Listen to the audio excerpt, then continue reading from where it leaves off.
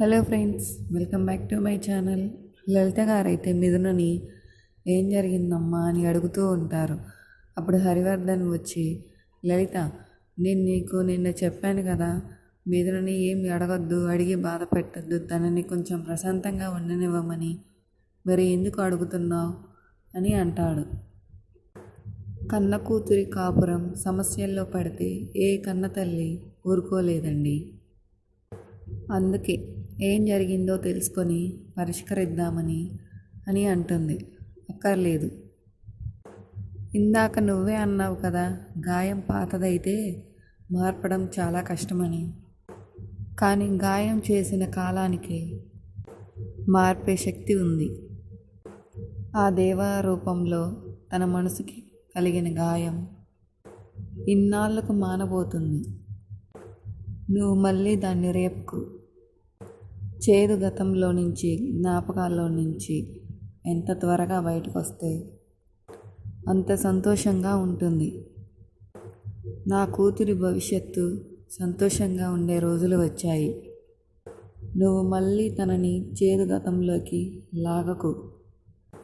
మిథున, ఎప్పుడు తిన్నావో ఏంటో, బాగా ఆకలితో ఉండుంటావు. నా చేతులతో తినిపిస్తాను, కడుపు నిండా తినమ్మా అని హరివర్ధన్ అంటాడు. నాకొద్దు నాన్న అని మిథున అంటుంది. లేదమ్మా మిథున, నువ్వు మమ్మల్ని వదిలేసి వెళ్ళిపోయాక కళ్ళల్లో నీళ్లు తప్ప సంతోషమే తెలియదమ్మా. ఇన్ని రోజులు కూతురి కోసం నరకం చూసిన ఈ నాన్నకి ఈ జ్ఞాపకాలతో కాస్త ఊపిరిపోయమ్మా. కూర్చో, తినమ్మా అని హరివర్ధన్ అయితే మిథునకి అన్నం అయితే పెడతాడు. హాల్లో అయితే శారద గారు కూర్చొని దిగులుగా ఆలోచిస్తూ ఉంటారు. ప్రమోదిని అయితే కూరగాయలు కట్ చేస్తూ కాంతం కాంతం అని పిలుస్తుంది. కాంతం వచ్చి, అబ్బబ్బబ్బా, వచ్చిందాక కూడా ఆగలేవా? నాకేమన్నా రెక్కలున్నాయా నువ్వు పిలవగానే వచ్చి వాలిపోవడానికి?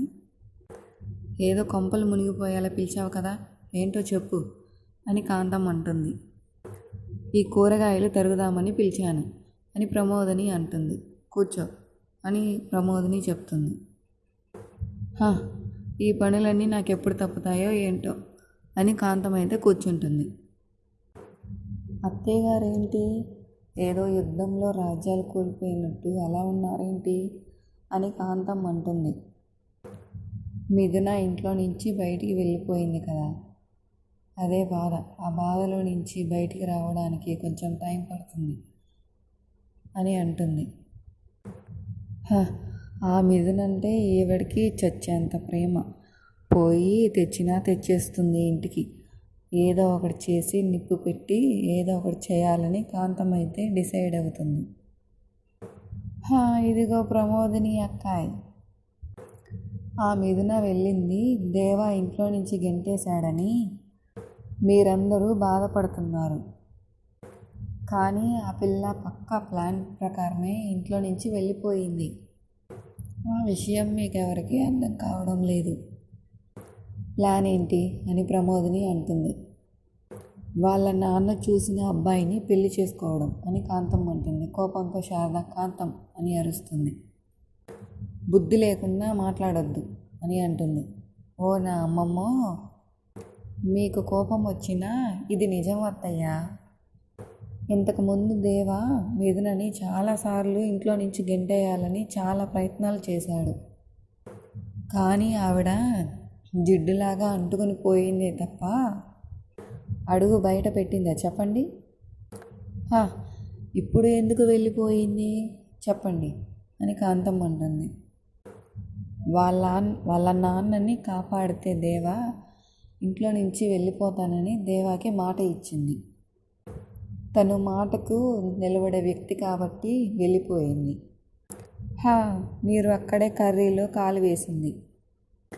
ఒకప్పుడు మిథున మనతో ఏం చెప్పింది? చావైనా బతికైనా దేవాతోనే ఈ గుమ్మం అంటూ దాటితే నా శవమే తప్ప నేను కాదు అని భారీ సెంటిమెంట్ డైలాగులు కొట్టింది.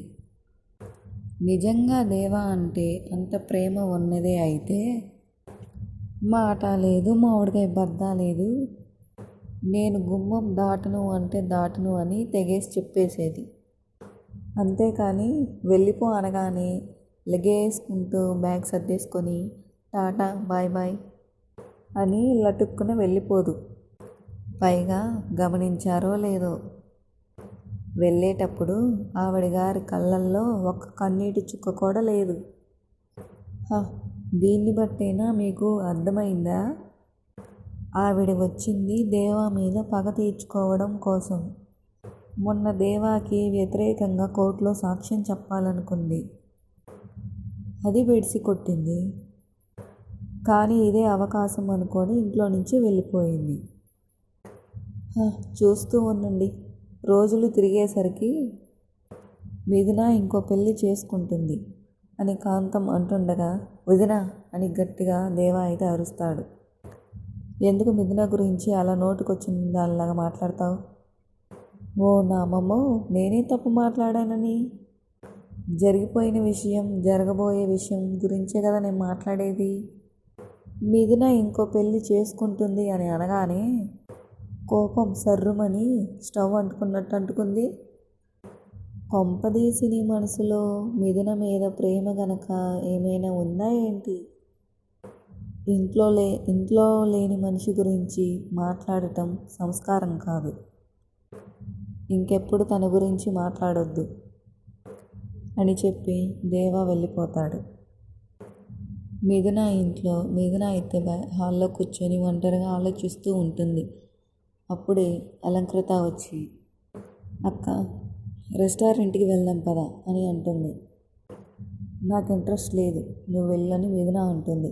ప్లీజ్ అక్క, మనిద్దరం కలిసే రెస్టారెంట్కి వెళ్ళి ఎన్ని రోజులైందో తెలుసా? అలా సరదాగా వెళ్ళి ఎంజాయ్ చేసేద్దాం రా అక్క. అలంకృత, నాకు ఇంట్రెస్ట్ లేదని చెప్తున్నాను కదా, కావాలంటే నువ్వు వెళ్ళు, ప్లీజ్ నన్ను విసిగించుకో,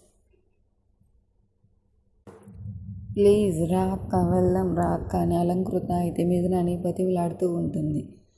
ఈలోపు లలిత హరివర్ధన్ అయితే వస్తారు. అలంకృత, ఏమైందమ్మా అని హరివర్ధన్ అడుగుతాడు.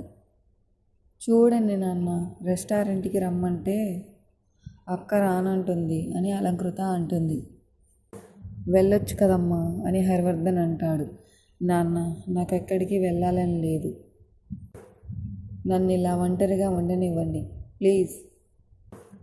అక్క ఇలా ఒంటరిగా కూర్చొని తనలో తానే బాధపడుతుంది నాన్న, అందుకే మూడ్ చేంజ్ అవుతుందని బయటికి తీసుకెళ్దాం అనుకుంటున్నాను. అక్కకి మీరైనా చెప్పి పంపించండి నాన్న అని అలంకృత అంటుంది.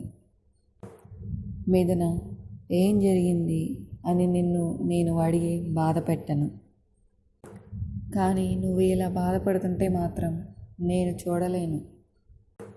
అలా బయటికి వెళ్ళొస్తే మనసుకి ప్రశాంతంగా, మనసు తేలికగా ఉంటుంది. వెళ్ళిరా అమ్మా అని హరివర్ధన్ కూడా చెప్తాడు. లేదు నాన్న, నేను వెళ్ళలేను ప్లీజ్ అని మిథున అంటుంది. చూడమ్మా, ఇలా ఒంటరిగా ఉంటే నీలో బాధ ఇంకా ఎక్కువ అవుతుంది. అలా బయట గాలి మార్పిడికి వెళ్తే ఎంతో కొంత నువ్వు రికవరీ అవుతావు, అర్థం చేసుకోమ్మా అని లలిత గారైతే అంటారు. అది కాదమ్మా. ఈలోపు త్రిపుర అయితే, మిథున, అందరూ నీ గురించి ఆలోచించి నీ మంచి కోసం అందరూ చెప్తుంటే ఎందుకు మొండిదానిలాగా బిహేవియర్ చేస్తున్నావు? ఇప్పటి వరకు మమ్మల్ని బాధ పెట్టింది సరిపోలేదా? ఇలా రోజు ఒక్కదానివి ఇలా ఒంటరిగా బాధపడుతూ మమ్మల్ని మళ్ళీ ఇంకా బాధ పెట్టాలనుకుంటున్నావా అని మిథున అన్నయ్య అంటాడు. హరివర్ధన్, అమ్మ మిథున, నీ గురించి ఏడ్చి ఈ నాన్న గుండె అలసిపోయింది. మా బాధని అర్థం చేసుకొని నువ్వు సంతోషంగా ఉండు, మమ్మల్ని సంతోషంగా ఉంచు.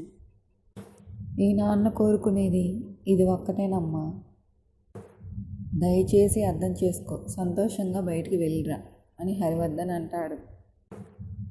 సరే నాన్న అని మిథున అంటుంది.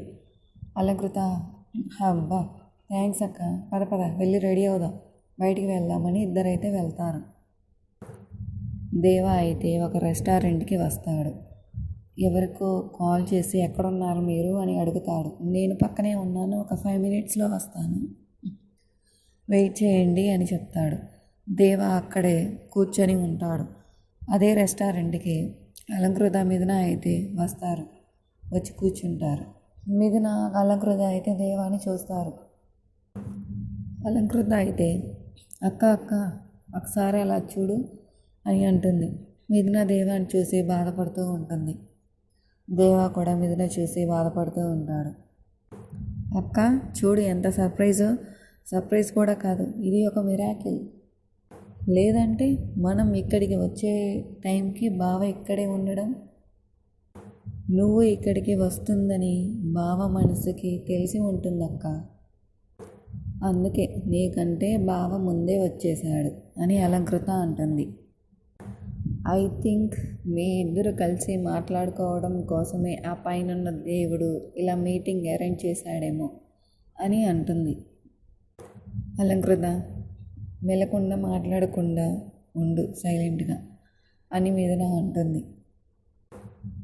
దేవా బావా హాయ్ అని అలంకృత అయితే చేయి చూపిస్తుంది. హే ఎందుకు పిలుస్తున్నావని మిథున అయితే చేయి తీస్తుంది. ఇద్దరైతే ఒకరికొకరు చూసుకుంటారు. రేపటి ప్రోమో. అక్కడ కూర్చున్న రౌడీలైతే మిథునని ఏడిపిస్తారు. పాప హాట్ అండ్ సోర్స్లా సూప్లా ఉంది కదరా అని కామెంట్ చేస్తాడు. మిథున అయితే ఎక్స్ట్రాలు చేశారంటే చంపేస్తా, నోరు మూసుకొని వెళ్ళండి అని మిథున అంటుంది. మన ఫ్లాట్కే వెళ్దాం, దీని విరహ వేదన మొత్తం తగ్గించేద్దాం అని ఆ రౌడీ అనగా మిథున అయితే చేసుకుంటుంది. ఏంట్రా వాగుతున్నావని మిథున అయితే అంటుంది. ఆ రౌడీగాడు అయితే మిథున చేయి అయితే పట్టుకుంటాడు. ఈలోపు దేవ అక్కడికి వచ్చి ఫైటింగ్ చేస్తాడు. ఇదే రేపటి ప్రోమో. ప్లీజ్ నా ఛానల్ కనుక మీకు నచ్చినట్లయితే ప్లీజ్ నా ఛానల్ సబ్స్క్రైబ్ చేసుకోండి. Thanks for watching.